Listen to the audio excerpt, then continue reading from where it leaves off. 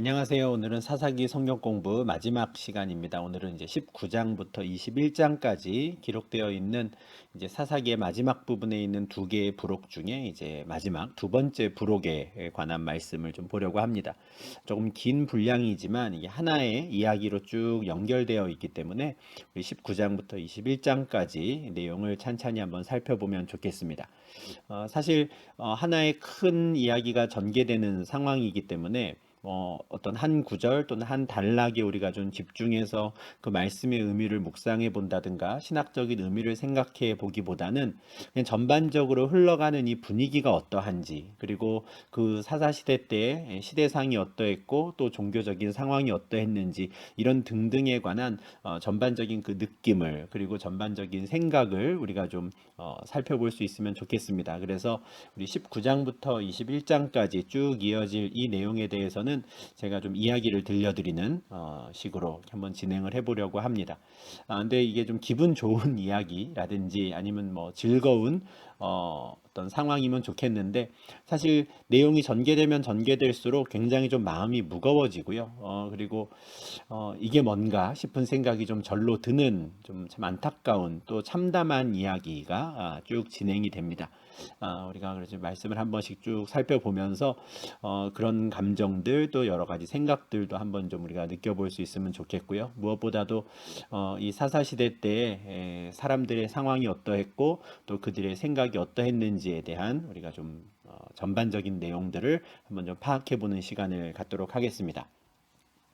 19장은 이제 이렇게 시작을 합니다. 이스라엘의 왕이 없을 그때에 에브라임 산지 구석에 어떤 레위 사람이 살았다 하는 것이죠.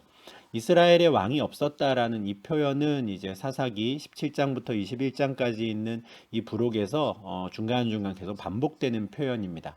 지난주에도 말씀을 드렸지만 이것은 실제로 이스라엘의 왕이 없었던 것이 아니라 여호와 하나님께서 그들의 왕이었으나 이스라엘 백성들이 여호와 하나님을 자신들의 왕으로 인정하지 않았다는 의미다라고 말씀을 드렸습니다.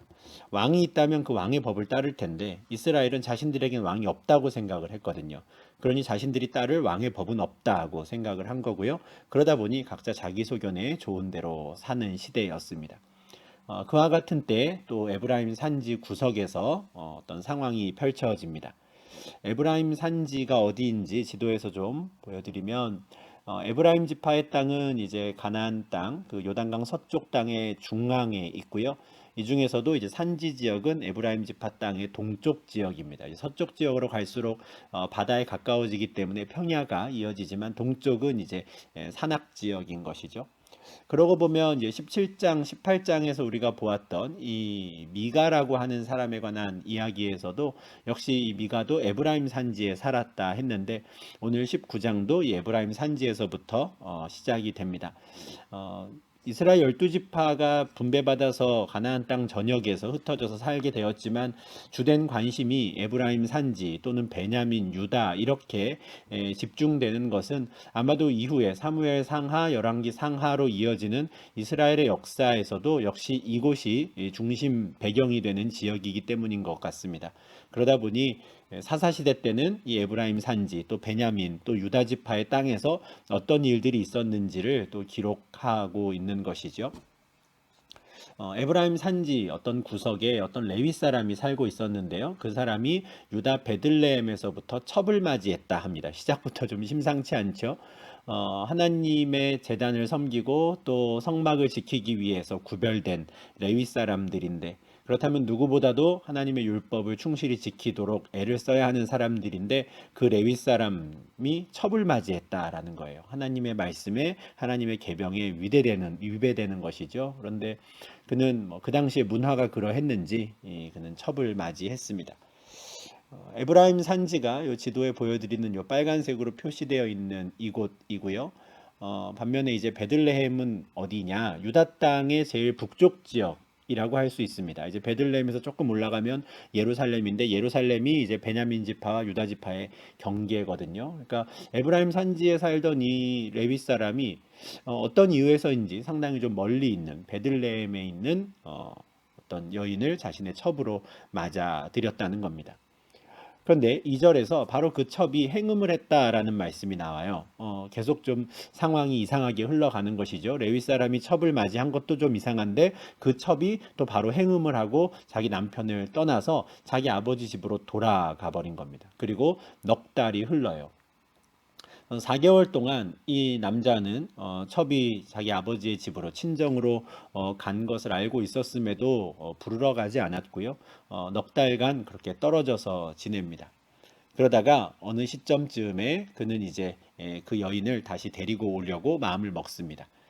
3절에 보면 그 남편이 그 여자에게 다정하게 말하고, 그러니까 달래서 다시 데려오려고 한다라고 해요. 자신과 함께 있을 때 음행했던 여인인데, 그래서 그냥 자기와의 관계가 틀어져 가지고 아버지 집으로 돌아간 여인인데 그녀를 용서하기로 한 것인지 아무튼 그를 좀 달래서 다시 데려오려고 합니다. 그래서 하인 한 사람과 나귀 두 마리를 끌고 베들레헴으로 가는 것이죠.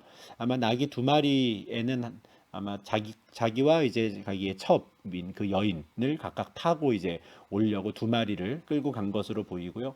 내려갈 때는 이제 그 두 마리 중에 한 마리에 이제 처가해 줄 선물들도 좀 싣고 가지 않았을까 싶습니다. 그렇게 그 남편이 이제 그 남자가 유다 베들레헴에 도착을 하니 그 여인의 아버지는 굉장히 기뻐합니다. 사실 아무리 첩이었다 하더라도 자기 딸을 그 사람에게 보낼 때 분명히 신부값을 받았을 것이고요. 만약에 그렇다면 사실 자기 딸이 돌아왔을 때 받아들이면 안 되는 거거든요. 얼른 다시 돌려보내야 하는 것이 맞습니다. 그런데 이 사람은 이제 딸을 데리고 있었고 넉 달이나 이제 시간이 흐른 상태에서 좀 불안했겠죠. 나중에 사위가 와가지고 자신에게 책임을 물으면 무엇이라고 말해야 할까 아마 염려도 하고 있었을 텐데 나타난 그 사위의 반응이 나쁘지 않은 거죠. 오히려 자기 딸을 좀 달래서 다시 데려가려고 하니 참 기쁜 겁니다. 그래서 그때부터 이 장인은 그 사위의 비위를 맞춘다고 할까요? 그 사위를 어떻게든 좀 기분 좋게 달래려고 애를 씁니다. 그래서 3일 동안 그를 위해서 이제 잔치를 열고요. 이 레위 남자는 자기 장인의 집에서 그렇게 3일 동안을 먹고 마시고 이제 유숙하기를 즐거워합니다. 그리고 이제 넷째 날 아침이 되니까 이제는 내가 다시 우리 집으로 돌아가야겠다고 에브라임 산지로 돌아가야겠다고 이제 장인에게 이야기를 하고 떠날 준비를 하는 것이죠. 그러자 그 여자의 아버지 그 장인이 다시 이 사람을 좀 붙잡습니다. 떡을 조금 먹고 그대의 기력을 돋운 후에 그대의 길을 가라 하는 것이죠. 여기까지 오느라 힘들었는데 3일 만에 가면 체력이 좀 힘들 거다. 좀 더 맛있는 음식도 먹고 좀 더 체력을 회복해서 가라 하는 것이죠. 장인이 하는 말을 듣고 이 레위 남자가 또 하루 더 머무르며 그곳에서 이제 먹고 마십니다. 그래서 이제 낮 시간 동안 함께 식사를 하고 편히 쉰 이후에 이제 저녁쯤 되었을 때 장인이 다시 이야기하는 거죠. 그냥 오늘 밤 여기서 자고 가면 어떻겠느냐 하는 거예요. 그럼에도 이제 너무 오랫동안 이 집에 있었으니 그냥 가고 싶습니다 했는데 장인이 간청했다라고 하죠. 하룻밤만 더 묵게나 이제 이야기를 한 겁니다. 그래서 뿌리칠 수 없어서 하룻밤을 더 자죠. 이제 4일을 보낸 겁니다. 이제 닷새째 되는 날 아침에 이번에는 정말 좀 오늘은 좀 가야겠습니다 이야기를 하니까 그 장인이 한 번 더 청해요. 오늘까지만 좀 쉬고 가면 어떻겠느냐? 아마 이런 뉘앙스로 이야기를 한 것 같습니다. 아침에 또 이렇게 붙잡으니 이 사람이 또 붙잡힙니다. 그래서 두 사람이 이제 함께 먹는데 저녁 무렵쯤 되니까 이젠 도저히 안 되겠는 거죠. 이제는 가야겠다라고 하고 첩과 하인을 데리고 이제 짐을 좀 정리를 합니다. 그러다 장인은 또 청해요. 이 밤도 유숙하라 해요. 뭐 자칫하다가는 그냥 아예 눌러 앉기를 바라는 것처럼 그렇게 이제 계속 이야기를 하는 거죠. 이미 해가 다 기울었는데 오늘 무리해서 출발하지 말고 더 있으라 하는 겁니다. 그렇지만 이번에는 이 사위가 레위 사람이 그 청을 거절합니다. 이제는 가야겠습니다. 라고 하고요. 그냥 짐을 싸서 출발을 합니다. 아마 오후 늦게쯤 출발한 것 같은데 사실은 아침에 출발해야 그날 저녁 무렵에 자기 집에 도착을 했을 텐데 출발이 좀 늦기는 했습니다. 그래서 오후 늦게 이제 짐을 싸서 떠나서 그가 열심히 북쪽으로 이동을 하니까 어디쯤 왔냐면 여부스 맞은편까지 왔다 그래요. 여부스는 곧 예루살렘이라 라는 표현이 있는데요. 여부스는 이제 원래 가나안 족속이 살 때 그 도시를 여부스라고 불렀어요. 이제 나중에 이스라엘 백성들이 유대인들이 이제 그 땅을 다 점령하고 나서는 완전히 이제 이름도 바꾸죠. 예루살렘이라고 바꾸는 것인데 아직 여부스라고 불리는 것을 보면 이스라엘 12지파가 가나안 땅을 점령하기는 했지만 아직은 몇몇 도시들 또 많은 도시들에 있어서 가나안 족속이 진멸당하지 않고 그들이 여전히 살고 있었는데 여부스도 그 중에 하나라는 걸 알 수 있습니다. 그래서 이름이 예루살렘이라고 불리지 않고 여전히 여부스라고 불리는 것이죠. 열심히 이 길을 걷다 보니 여부스 맞은편까지 왔습니다. 지도에서 좀 보여드리면 지금 요 빨간색으로 표시해둔 요 지역에서 지금 일어난 일인데요. 요 부분을 좀 확대를 한번 해보면 이렇습니다. 일단 베들레헴에서 이제 이 사람이 이 길을 떠났죠. 그러다가 여부스 맞은편까지 이르렀습니다.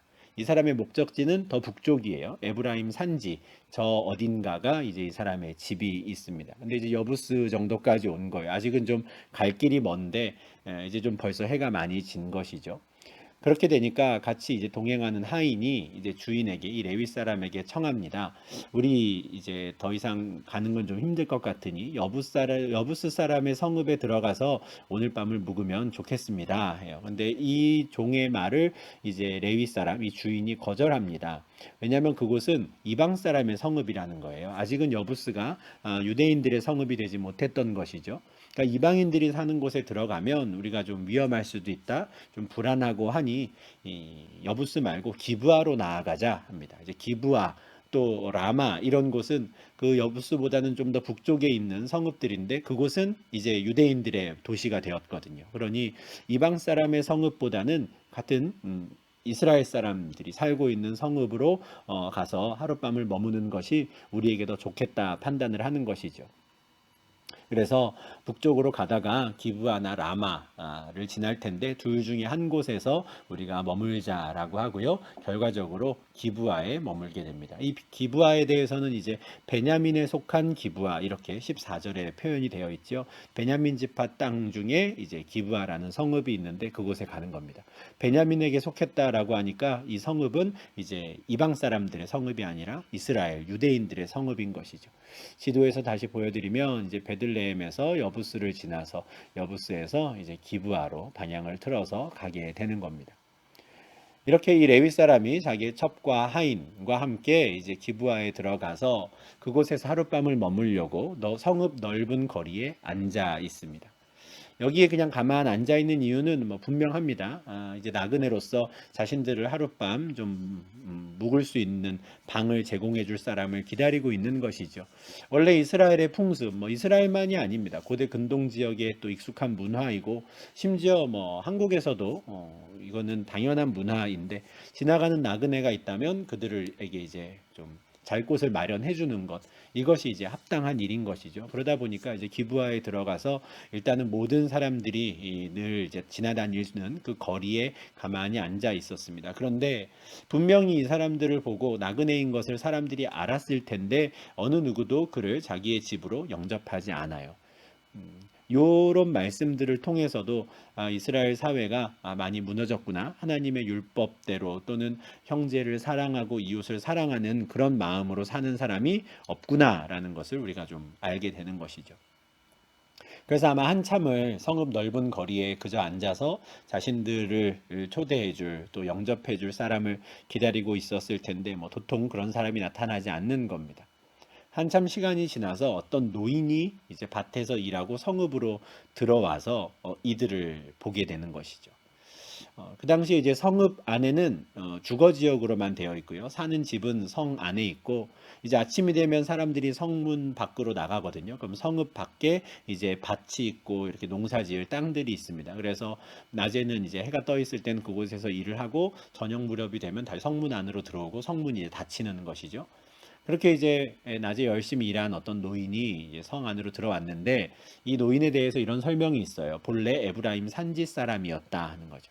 지금 이 기브아를 방문한 레위 사람과 동양 사람인 겁니다. 같이 에브라임 산지 사람이에요.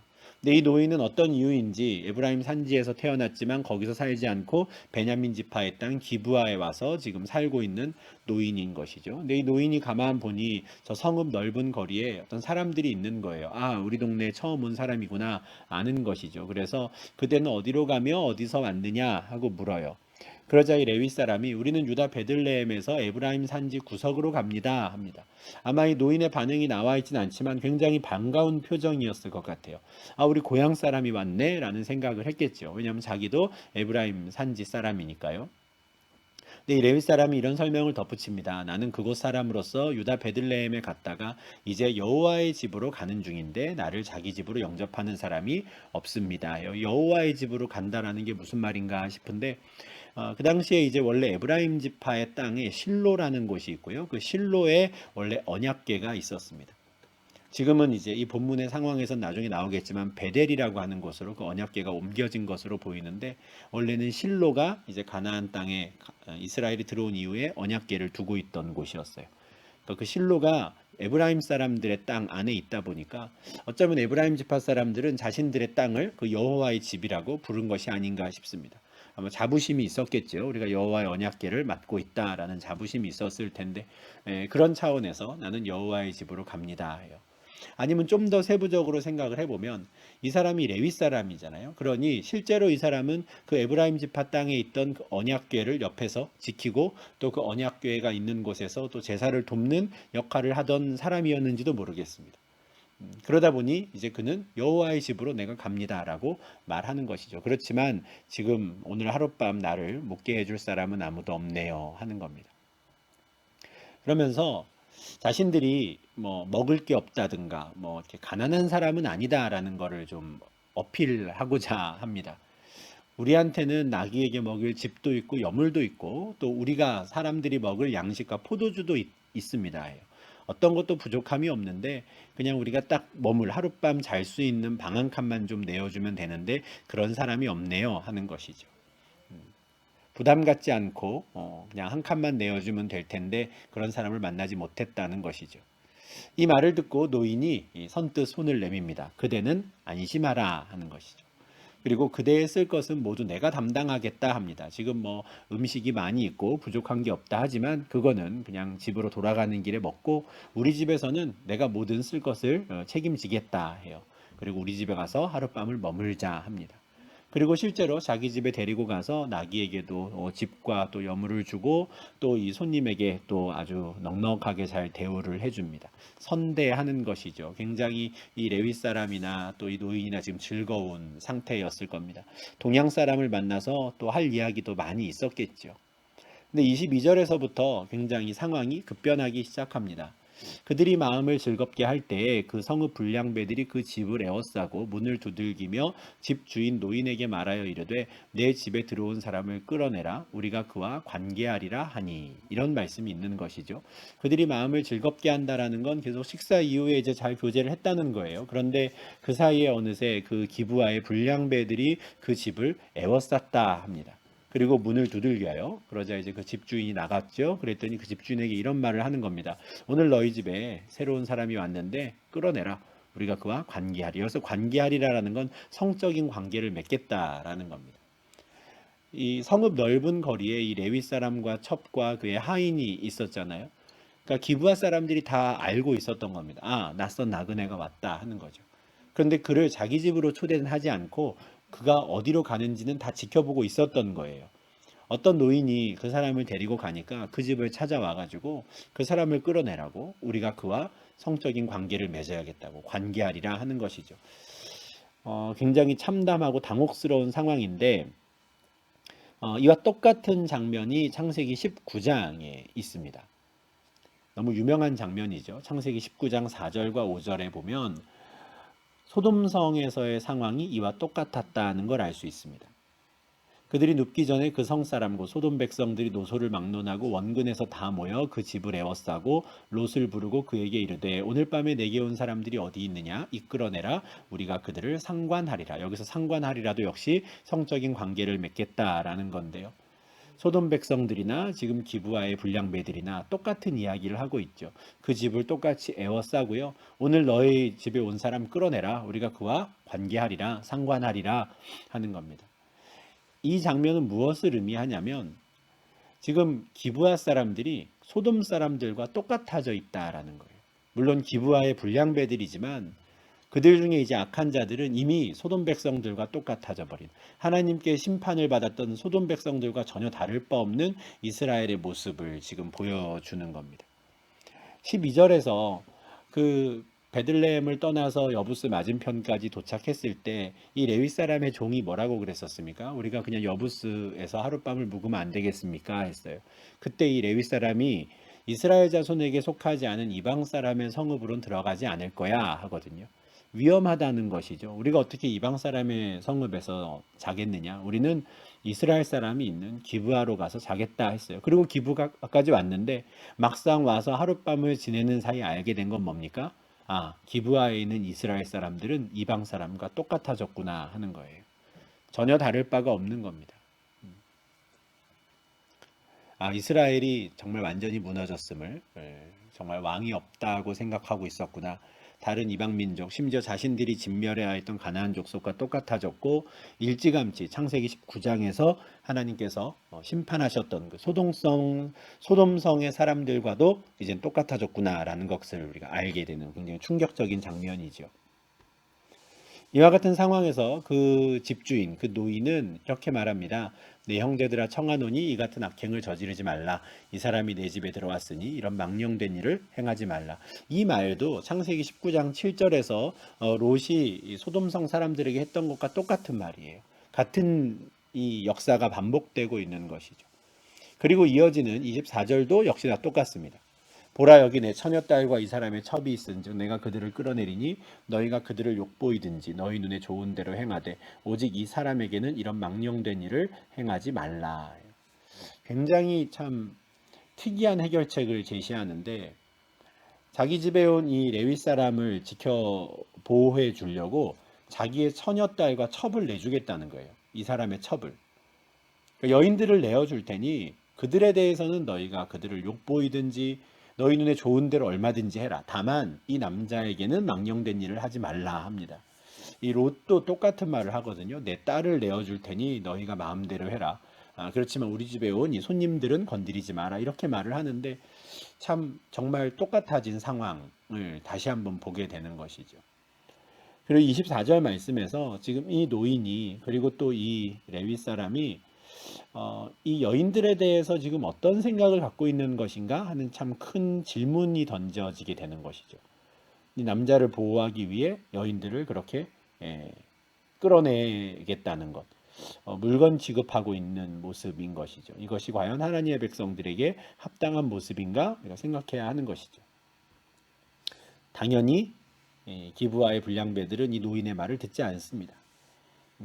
자신들이 원하는 것은 그 여인들이 아니었거든요.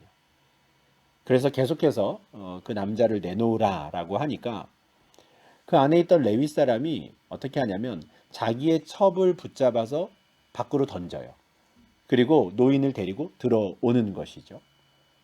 정말로 자기 자신을 대신해서 자기가 지금 베들레헴에 가서 달래서 데리고 오는 자기 첩을 바깥으로 끌어내는 겁니다. 상황이 그렇게 되니까 기브아의 불량배들은 그 여인과 관계를 합니다. 밤새도록 그 여자를 능욕했다 하죠. 그리고 새벽 미명에야 놓아줍니다.